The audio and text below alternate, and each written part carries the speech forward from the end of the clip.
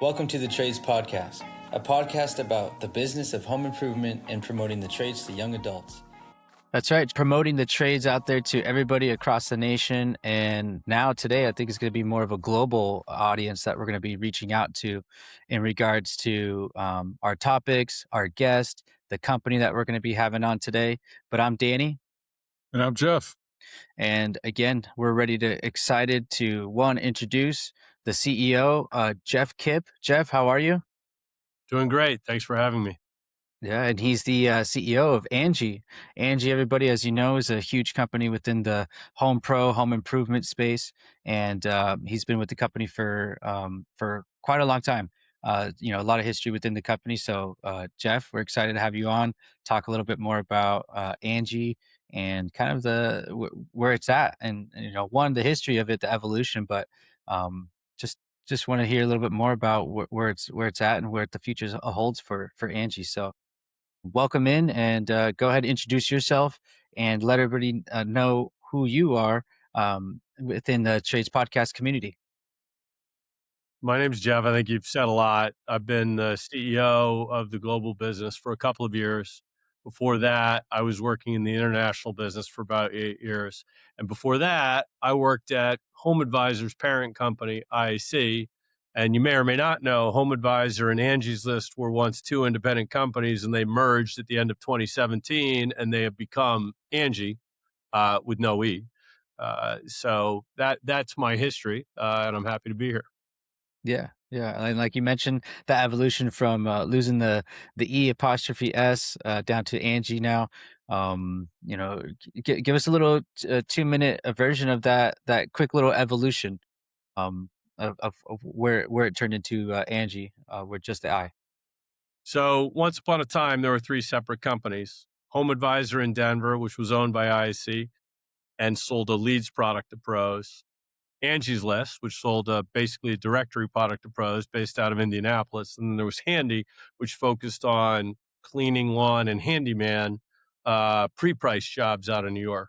End of 2017, Home Advisor and Angie's List merged. End of 2018, the combined company bought Handy.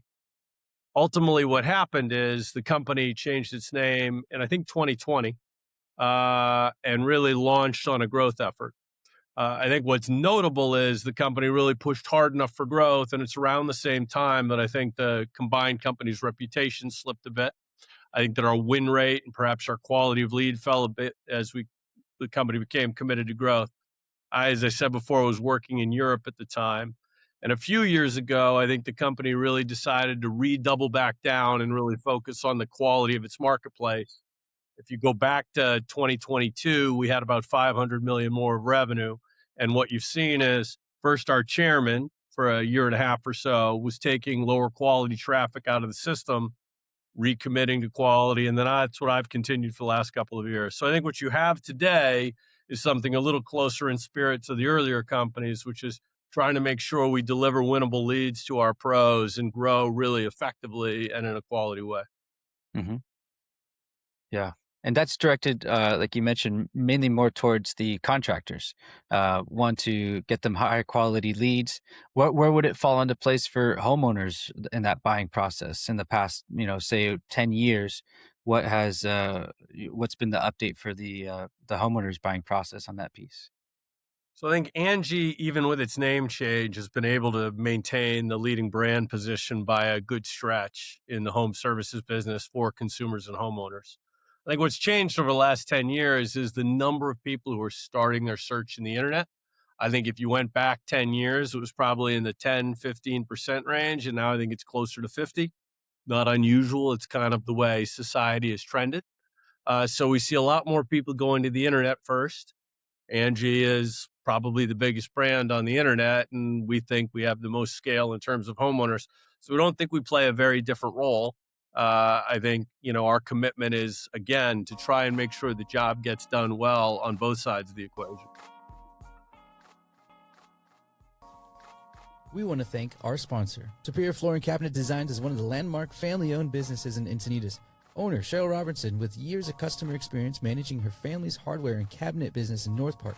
Cheryl Robertson and the Superior team dive deep to learn about your project and help you find the perfect solution for your flooring and cabinetry needs.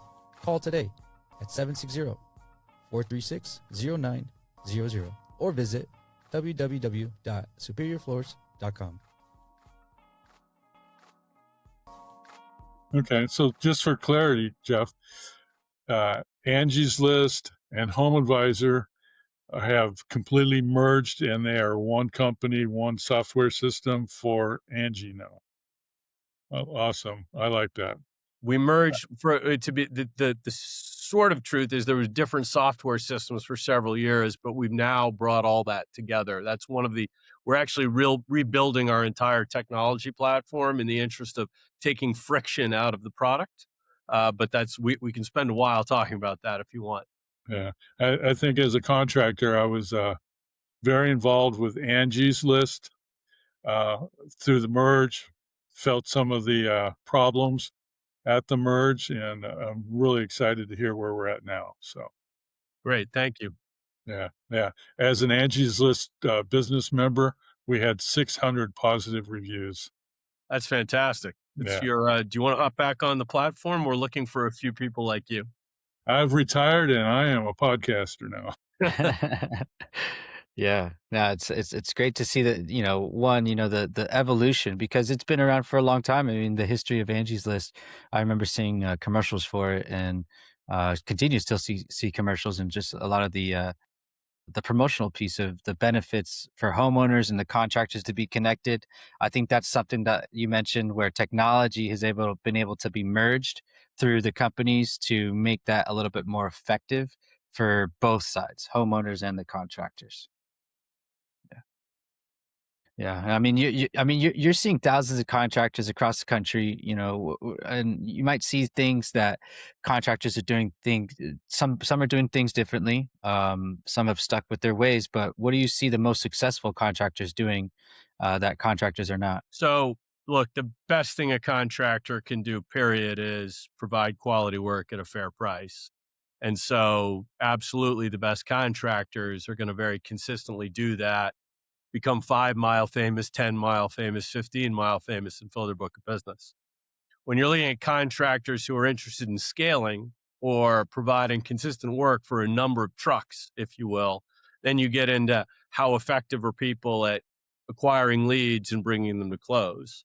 I think the best people who use our business get in contact very quickly, follow up very effectively, sell through the first phone call to the appointment, and then effectively build a relationship and sell trust and quality through that appointment and close the job. So the people we see who do really well with us are very effective all the way through the cycle. And the people who don't call all their leads, don't call quickly, don't think about, we all have to sell. We all don't like it. My father was a Latin teacher. He never thought of himself as a salesperson, but he was the most effective seller of Latin and Greek I ever saw. We all have to sell. So I think that's where we see the pros who are successful working across a variety of leads and growing their business. But I think the baseline is the same as it ever was. Yeah, definitely. I mean, Jeff, you can probably attest to that on the fair pricing piece. Absolutely. Do you internally track response times and stuff from the contractors? So for a while, were doing something where we tried to track calls, but the technology was challenging for a lot of pros with their systems. So we abandoned it. We served the pros. But we did track times during that. And we do have benchmarks from a number of our pros we have dialogue with. And I think, pros who call within 5 minutes are most likely to win. And when you talk to the pros who really focus and have systems on this, they're looking for, 85% within 2 minutes, which is probably best in class that we see out. Wow. That's a pretty quick response time. Yeah. Do the customers like that, or are they expecting that? So I think it's a mixed bag. We let all our homeowners pick the pros they want to hear from. So if they pick more and they're called right away, it's buyer's choice. I would say not all homeowners like getting 5 calls at once or the follow-ups. And I think as we think about our product roadmap over time, we want to move to a system where the homeowners are able to pick their contact preference, et cetera. And I think as we move into the AI world, we think what AI is going to do is narrow down to a few pros and end up with fewer calls, which is good for the few pros who get picked. But I think also creates more opportunity for platforms like us, who are then going to serve, the longer tail to make sure the demand gets distributed. Because ultimately, if it's three pros who are picked every time, they are not going to be able to do all the work. Yeah, that's a key thing. I mean, that technology piece that you're mentioning, it's going to help these contractors. I think Jeff and I, we were just recording another episode in regards to hiring, mistakes that contractors are making, and whether it's that office administrator that's going to be keeping track of these leads that are coming in without Angie's List. But I imagine with Angie's List, this helps contractors kind of eliminate having a piece of an office administrator to do the heavy lifting. So I think if we just we made a public announcement about what we're trying to build for the future. Mm-hmm. And I think you're probably aware, being a couple guys who are around the trades a lot, that there's a number of startups who are building AI contact, calling, scheduling, and call receiving technology. Most of these businesses right now are focused on larger pros at scale. We're right now focused on building it for our smaller pros. The vast majority, well over 95% of our pros are smaller rather than larger. And these are pros who are often chief cook and bottle washer. I take the lead, I make the call, I schedule it, I follow up, I show up, I got to go home and write the quote after I put my kids to bed.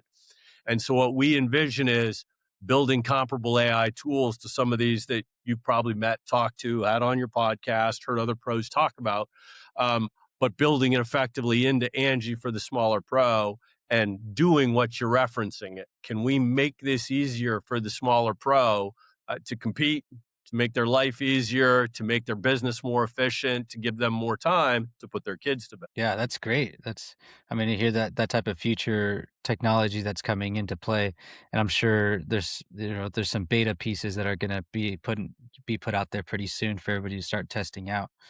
Um, Jeff, we've talked about that technology a little bit more also too. Absolutely. Yeah. If you're not trying to find ways to adapt to the technology in the future, then you are going to be left behind. Exactly. So, Jeff, what is better, to have lots of reviews or being able to communicate pricing or budget pricing, or is it take both to work the platform? So capturing price with pros has historically been hard. Not all pros want to put a rate card. A lot of jobs are more complex than a simple hourly rate. And I think homeowners want some price indication. So we have some tools and some pages where we give price estimates to give people a ballpark. We do think AI is going to allow us more towards effective estimation, which at the end of the day would help the homeowner feel committed about the job they want to do. Any of us who've ever gotten to thinking we're going to do a deck for X and found out it's Y and then not done the deck want more information. And I think we may be helpful to pros about knowing where the market is on pricing and being competitive, right? At the end of the day, the homeowner doesn't always want the best price. They want a fair price. And I think for a pro, which is better, I think having reviews is a very effective way to get in the door. And it's very helpful, for example, on our platform when there's choices for somebody to choose you and give you a leg up in the process. I then think you have to demonstrate competence, trust, reliability when you do the visit, or even if it's just on the phone, and make somebody understand your pricing scheme and how you look at it and how it's going to be fair when you show up. So I think it is a combination of two. But I think, as you know, there's some jobs that can be priced pretty easily, right? It might actually be something like half of all the jobs in the market, but usually they're lower value. So it might be 15% of the total job value in the market. So I think there's a balance, and it varies from trade to trade what you can do. But I do think with AI and with a lot of contractors engaging, I think we can be more helpful than platforms have historically been able to be. Very good. Mm-hmm. And through this, marketing, lead generation, conversation. What are the biggest mistakes that Angi can attest to that some of these contractors are making when they're, generating leads online? What are some big mistakes that you guys are hearing? So look, I think it gets back to the fundamentals, which is you've got to call. Sooner is better than later. I think one of the big holes in our system is when pros don't make the call, and get on the line with a homeowner. I think we see some calling efforts not selling through the call. Right? You have to overcome objections. You have to give some reasons to believe in order to get in the door sometimes. And then you've got to get in the door, and you've got to make sure, again, it's this thing. Not everybody wants to be a salesperson, but I do think you have to be able to connect with your customer. I do think you have to listen. I do think you have to demonstrate confidence and communicate trust. And I do believe that that's true in almost any profession. And so I think pros fail to do that. I think the last thing we often see is delivering the quote. It's paperwork. It takes a lot of time. We're all doing a lot. But when the quote is delayed or not delivered, that is a hang up in winning the job. So I think it's getting through that sort of core, get through to the quote and the follow up and delivering trust and listening. I think it's, what our parents tried to train us to do. But I do think we see gaps all the way through that process, breaking down the win rate. Absolutely. My experience just with Angie's List was we're one of three, sometimes four, and everybody responded. Everybody was given a chance to come out and estimate the project. That's where the half the people would fail, was actually delivering on the quote. And that's one thing I really insisted upon. It's like, we just went through all this effort. We paid for a lead, that quote gets out in a timely fashion. Here's our parameters. And that helped us a lot with Angie's List. Yeah. And I'm not disqualifying things like reviews. I think reviews matter. If you talk to, right, there's some great spokesmen for the industry out there who talk about how you build your business. And they'll publicly say, hey, look, you've got to get a certain number of reviews up there to be competitive, and you may want to sacrifice price to build those happy customers and those reviews. So I don't want to minimize that, but there is, as to your point, basic execution from the lead to the close that I think it's discipline, right? It's like hitting a major league curveball. If I don't know how to do that, but if I'd worked to do it, it would have been a lot of discipline and repetition. Yeah. Absolutely. And you carry that over to other platforms that are out there right now with Google reviews and the other variety of things you can get on as far as BBB to leave reviews.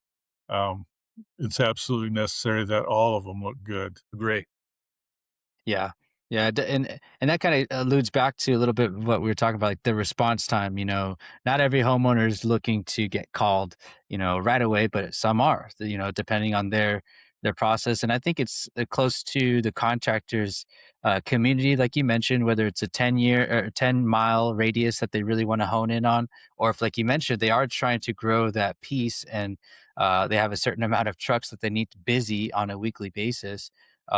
It's going to most likely ramp up a little bit more that, hey, those calls need to be made right away. And that sales process, like you mentioned, from the call all the way to the end of closing, it's going to be needed to be honed in on and really expected within your community. Because I imagine, you're in a big city, they have a lot of options, that they can choose from. And that's where they're going to go ahead and start clicking on all these contractors to get these bids, but they're going to do their due diligence. So they're going to see their reviews, if they see pricing, and how effectively and how quick can you build that trust. Mm-hmm.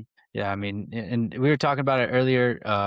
Technology. You're looking to implement AI a little bit more for small to mid contractor companies. I know you mentioned just a little bit about that, but what's the timeline for certain programs to be put out on Angi? So I think we're looking to get into test with our first call center in July.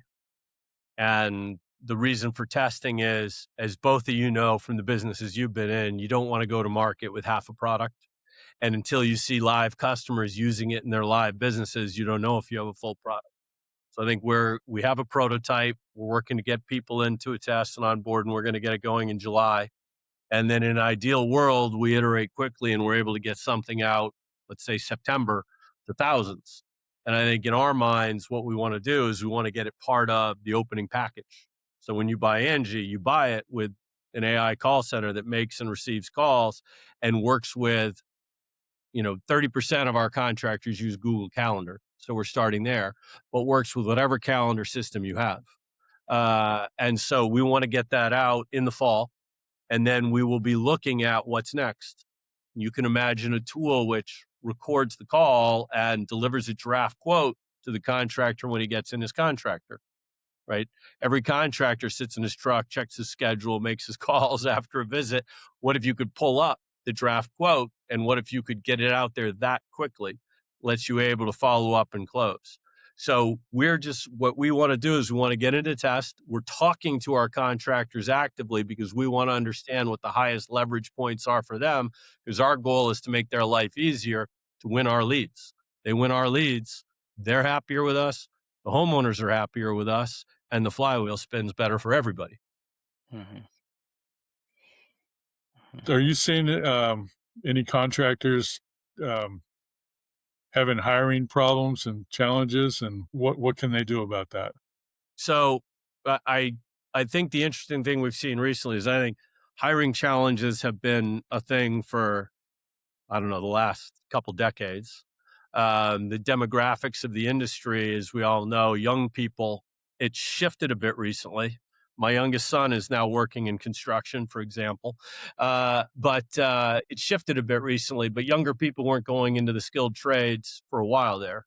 And so you had an aging skilled population, and thus trying to hire for those jobs got harder. The interesting trend we've seen recently is it feels like there's maybe a little pressure off the skilled worker, but we're actually seeing real pressure for our larger pros on hiring salespeople. Getting salespeople to get in and sell the roof or the HVAC system, those people are getting harder to retain and harder to recruit. So that's the interesting trend that I think we've seen recently, where some of our larger pros who are really trying to scale have had to not scale their volume because they don't have the salespeople. Okay, and it's a lot harder process to take a experienced tech and teach them a new skill set of sales. Sometimes that's not even a good fit. Correct. Correct. Mhm. You know what I once met an accountant who said the most dangerous man in the world is an accountant who can sell. But I might say the most dangerous man in the world is the roofer who can sell, or woman. Mhm. Yeah, that's a big piece. I mean, the adaptation to this technology, and that figuring out where your needs are within hiring process is going to be a key thing too. Is that ever something that Angie may assist in? For recruitment of workers. So we are looking at all the ways we can leverage our competencies to help our pros. Um, one example is we recruit a lot of salespeople every year, obviously. We have a large sales force. Is that something we can leverage for our pros? So we've been trying to engage with some of our pros sort of on an opportunistic basis as to whether we can help or not. We haven't started there. We also have a significant call center operation. So we need to get to our new platform that enables technology to do this for a lot of pros, but a lot of pros like the idea of having humans rather than AI who are available to call their leads for them right away. And I think that's likely an area that we'd like to play in. Not necessarily because it's the next big business for us. I think we'd be looking to recover our costs, but because if it helps our pros win, it's great for the whole ecosystem. So I think we are going to look at how we leverage our competencies. I think we've got to do it first, second, and third. We've got to focus on first the core pro lead to sale process, and then we've got to look at where we have competencies which we can leverage to effectively help our pros. And I think that's our aspiration. Our goal is to be, this might not be the right way to put it, but we think about it as how can we be an operating partner for the pro and make your operations easier so you win the work and can focus on doing quality work at a fair price. Yeah.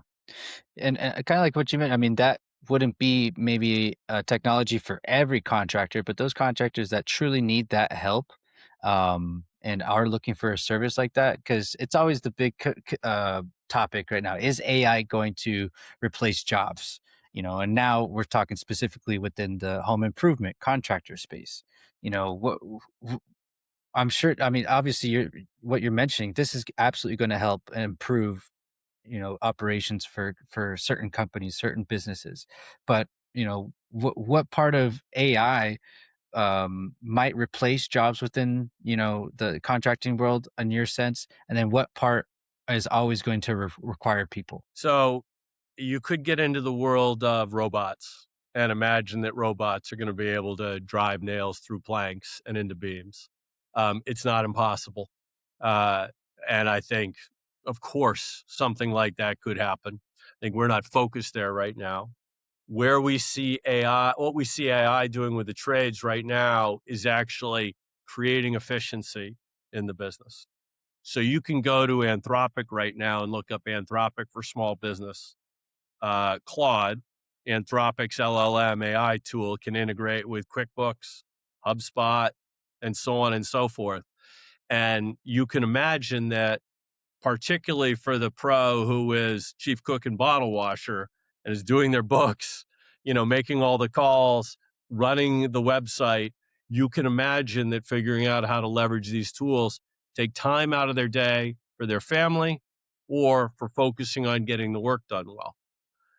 So we think there's real opportunities. You can imagine that an effective AI call answerer or appointment scheduler will help the small pro.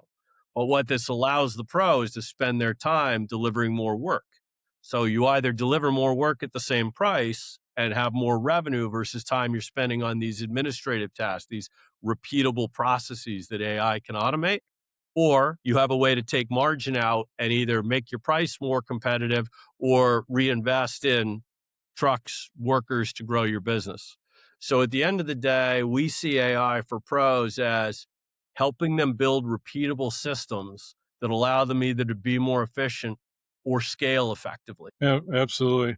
So being new out here in Tennessee, I've had to call a number of contractors, and you can tell the difference between a contractor that has set up like an AI auto response on their voicemail, asking a bunch of irrelevant questions, um, and being very frustrated as the consumer, to somebody that's taken the time to test it, limit it, review the responses. Um, so that, I think that's a challenge. I mean, and also as a, I don't know, a little bit older consumer, I still like the handshake. I still like the get to know the contractor a little bit, the know, like, and trust model. So, Absolutely. I think, look, the interesting thing is that while everybody's worried about jobs disappearing, the value of the effective human touch and the effective human judgment is going to go up. So we look at AI in our business. Could we have AI answer the frontline calls? Yes. What do we need though? We need effective customer service people who can monitor the dashboards and intervene whenever necessary. Because AI still, you've heard this term AI slop, I'm sure, right? Kids have the AI write a paper and it turns into slop and they get nailed for it, right? You still have to have checks, judgment, and monitoring. And I still think the premium value of the human touch is going to go up. So I think the interesting thing is if you do put the time and concern into understanding how to set it up and then knowing when to intervene, I think you can reap real benefits and actually concentrate your human touch in the most highly value added areas more efficiently. I think that's the pulling the old brass ring, if you remember that metaphor from the merry-go-round days. yes. Yeah. Yeah, that's solid advice, Jeff. That applies more than just Angie's right now. That's good Everywhere. customer basics. Yeah. Yeah. And I think that kind of leads into, growth and hiring, because like you mentioned, if the human touch value is going to go up because of the technology that's being put out there. Everybody could end up having this type of technology, but how you implement it into your systems and processes, and who you hire to be the one, like Jeff said, whether it's the handshake and the connection that you're actually going to feel, that's going to matter just as much as what technology you're implementing to the business. Absolutely. Yeah. And I mean, like we mentioned earlier, like hiring, remains, one of the biggest challenges for contractors. I know you mentioned where maybe in the past couple of decades it's been an issue, but it's kind of on an uptick, and we're seeing that also. We hear that a lot. Community colleges are being implemented with new apprentice programs.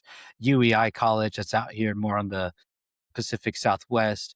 What trends are you seeing across the country? Are there programs that Angi has out there that's collaborating with?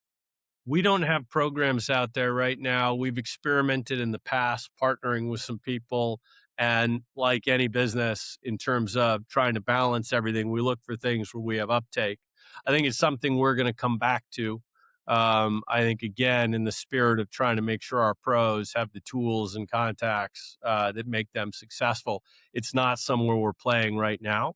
But you definitely see a rise in interest in these programs and a rise in enrollment in these programs.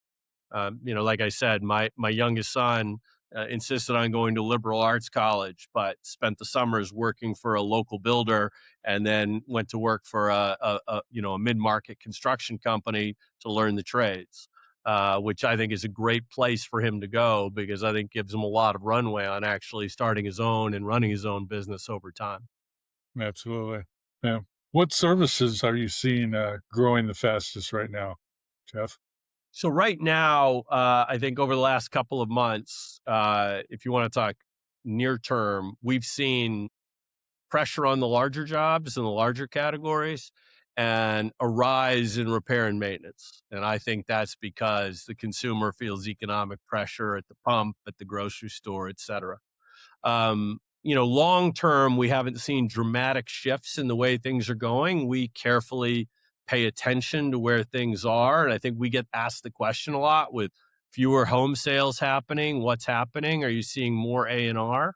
And I think when you see people selling and moving, you see A&R, additions and remodels. And I think when you see people not moving, you see additions and remodels. So we haven't seen some dramatic shift in the overall mix, but we have seen over the last few months a shift towards smaller jobs, handyman, et cetera, more R&M. Yeah, it's a different time we've gone through for the last 6 years, from COVID, where everybody was stuck at home, and um, the trades were essential and just absolutely boomed. Most companies boomed during the COVID area time, and then didn't prepare for the downturn when it was over and people that started going back to the office. I've seen a Right, lot of that.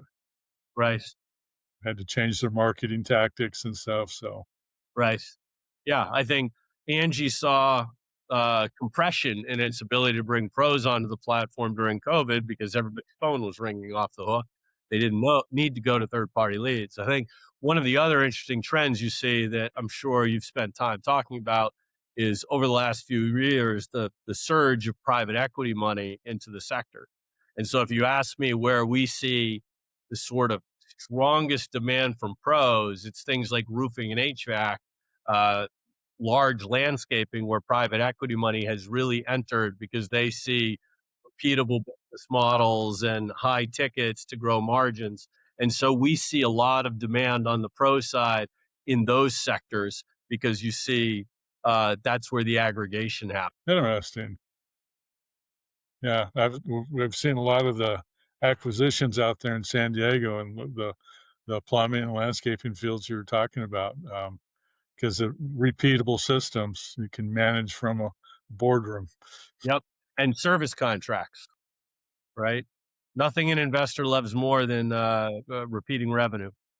Absolutely. Yeah, pest control companies. Exactly. Right. Pest control, I missed. That's another big area. You nailed it. Yeah, and I mean that would kind of fall in line with what services are growing fastest, but also what homeowners are spending on.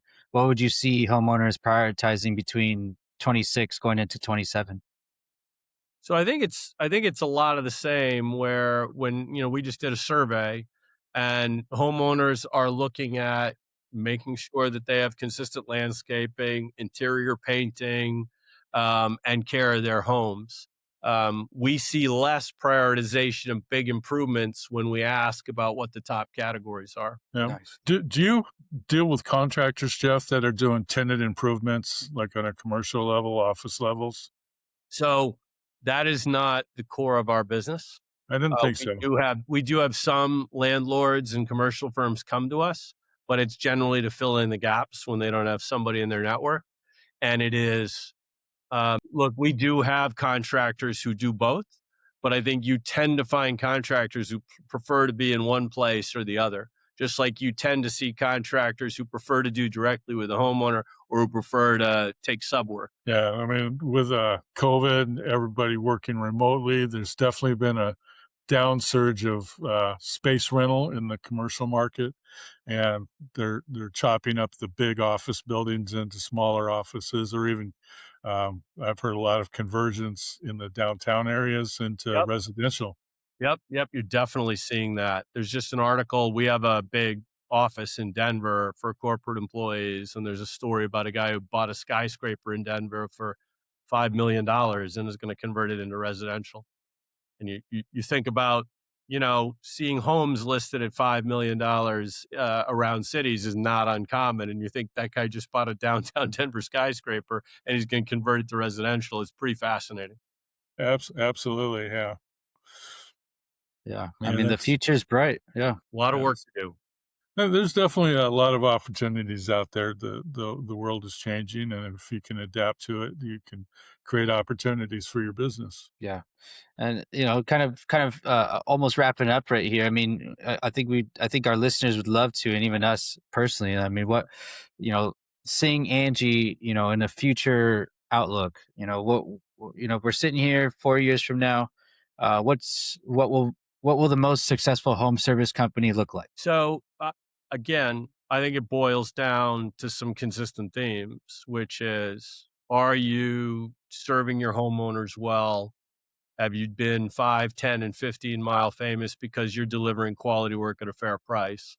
I think that successful home services companies are going to be able to do that because they appropriately leverage technology, which allows them to make their administrative work easier, more consistent, and on time, and allows them to get to the customer, give the customer the information they need, deliver trust to the customer, and close the customer, and get the work done with less cost there, which means they're going to be able to be competitive on fair price, and then they're going to be able to invest in their team, retain their team, and deliver quality work. So I think that the successful contractor is going to leverage technology to make their business more efficient and be able to focus on the quality of the work, which won't change. I think the other interesting thing is, what's going to happen with the nature of the work. And there's right now real friction in the housing market where the average cost of housing is going up because of a shortage. And at some point, between consumer demand and general dynamics and government intervention, excuse me, you have to imagine that things are going to shift towards building new units. And I think contractors who position themselves both to work with, existing stock and be able to handle the new units that I think will come will also be an important part of the successful contract. Absolutely, yeah. I mean, if you can be a remodeler that handles an ADU addition to a house that creates another living space, another rental income, that's still going to be a very ongoing opportunity across this country. Some areas are adapting that much quicker than others. Exactly. Yeah. Yeah, that's great. And that now, we're speaking to that contractor piece of, those small, mid to large companies. But if you were going to give every contractor listening one piece of business advice, what would it be? I get to two things, right? I think, again, making sure you deliver what the homeowner expects at a fair price and have that constant feedback loop with the customer during the job helps ensure you build your reputation of quality work at a fair price. And then I think the second thing is just being mindful that you're in sales as well as in contracting, and you may not love it. We all may not love it, but you can really enhance your business and your bottom line and your ability to deliver the quality work if you figure out how to sell effectively your product. Yeah, Sorry, I made it two. I that's cheated. good. It's fine Yeah. because You, it ties in. Yeah. you brought up another question for me though, Jeff. Does the Angie platform have a system for follow up to collect reviews for the contractor? So we have the contractor has an ability to request a review on our platform. We do think that we're going to be able to build an AI agent that does this even more effectively. And we do think that, you have to ask, don't get. Homeowners are not necessarily proactive. They might even be a little bit lazy about providing that review, right? So I think the best contractors actually, I was at a conference and I watched a guy, say, take out your phone and shoot the review right there and ask for it. And so I do think agents can help with that a lot. I do think that that's an area where we can really improve the platform to help the contract. Yeah. And obviously, Angie wants that review on their platform. It will help the contractor directly. But do you also suggest that they try to get that review in other areas? I think having as many as reviews as you can on every platform you can in the world we're in helps you. And again, I think if you think about an AI world where the AI agents are out there crawling the sites, they're looking for quality signals to try and provide the best choice of contractors. So I think you have to think about how to position yourself across platforms. Again, I do think that there will be AI agents that can effectively help you with this, and we intend to build some of them. So again, I think staying up with technology is going to make you more efficient and more effective, building your review base, building your reputation across platforms, and surfacing you more to the homeowners of America. Is there any platforms on Angie that allow contractors to interact with other contractors, networking? Is that something?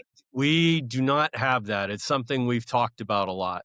There are businesses out there that allow for contractors to interact to say find crews or subs. Tool Belt is an example, Okay. and there's a few others. And so there are platforms that do that, and I think that's something we've talked about doing, and we'd like to do once we build and finish our new technology in 2027. Awesome. Yeah, I found that was one of the big things that helped with my success was be involved with a monthly group in other different trades, other different businesses to be able to, you know, have them open up honestly about what they're doing as opposed to being a competitor in the area. So that helps me tremendously. Mhm. Yeah, that's great. Yeah, as we're, I know your time is precious, so as we're leading into the end of our session, our episode here today, we got something that we call a lightning round right here. Are you ready, Jeff? All right, here we are, Jeff. We're going to be doing the 5 and 5 right here with you. Let me pull this up. So that first one was going to be, what is your favorite or best business book that you'd like to share with everybody out there? I'm a huge favor of American Icon, which is the story of Alan Mulally turning around Ford Motor. He was talking about a great American business with tremendous amount of American employees and American consumers depending on it. And it's a really great book. Mulally has a great approach and turns around a great business. I think everybody would enjoy it. Awesome. And all right, next, most underrated marketing tactic. I think maybe canvassing. When I talk to pros who've scaled, they always talk about how effective canvassing can be for them by getting into neighborhoods. Highest ROI. Great. Awesome. That's a great one. One thing every contractor should track weekly. Wow. I think if you're talking about lead to close, I think you want to track your percentage called, your speed to call, and your appointment set. And I think if you're talking about getting your work done, I think you're looking at your 5-star reviews. Mhm. Nice. And most important leadership lesson? Look, I think that over the course of my career, the people I've learned from and what I've learned is you need to build a relationship with the people who you're depending on who work for you. If you don't do that, it's very hard to get alignment. I think once you build the relationship, you have to have alignment and you have to be on the same page and you have to ensure you have direct, transparent communication about that. The last thing I would say is if somebody won't build a relationship with you and won't get aligned with you, I think you have to move on quickly because that'll fester, especially in a larger organization. So I think building that direct, open relationship and driving alignment and transparency, I think, is the most critical thing I've experienced from great bosses and when I've had the most effective working relationships myself. Yeah, yeah. Being realistic, I think, is a key thing on that part for sure. And AI, opportunity or threat? I think AI is a great opportunity for everybody. I think, you obviously can go on Twitter or X or whatever it's called if you want to think about the way the world's going to end with AI. But I think it's really a great opportunity to take time out of your day, automate consistent, repeatable processes. And I think, Jeff nailed it earlier. Garbage in, garbage out. If you set that stuff up and you don't bring attention to detail and care to it, it'll spin in the other direction on you. But I think it's a great opportunity for people to make their lives more efficient, to get more time with their families or more margin to the bottom line to build their business or their life. Amazing. Absolutely. Awesome. And final and last one, probably a great one that you're going to enjoy answering. What trade would you enter if all else fails and you're going to start over? So my son, who's gone into construction, and I often talk about this, and we believe it's framing. My son spent time in the construction business. I have a couple of friends who are builders, and framers are actually not plentiful when builders go out and look for subs. I think framers also, with the framing skills, you can easily start building decks and sheds and drywall. And so you have an easy place to go out and get work to come in when you're looking for the bigger jobs. And then I think finally, being a framer positions you for what I believe will be a new housing surge. So that is our stealth leading trade that if we go into business together, I think that's what my son and I are going to do. Amazing. Awesome. Great to Fantastic. hear it. Yeah, it was just a pleasure to have you on, Jeff. Your time is valuable, so you got to get back to the big decisions to make with Angi. Really appreciate you coming on and shining the light to the Trades Podcast community. Thank you very much for having me. I really appreciate it. You guys are a great conversation. Thank you. Thank you. Everybody take it easy. Make sure to share this with everybody, and we'll see you next time.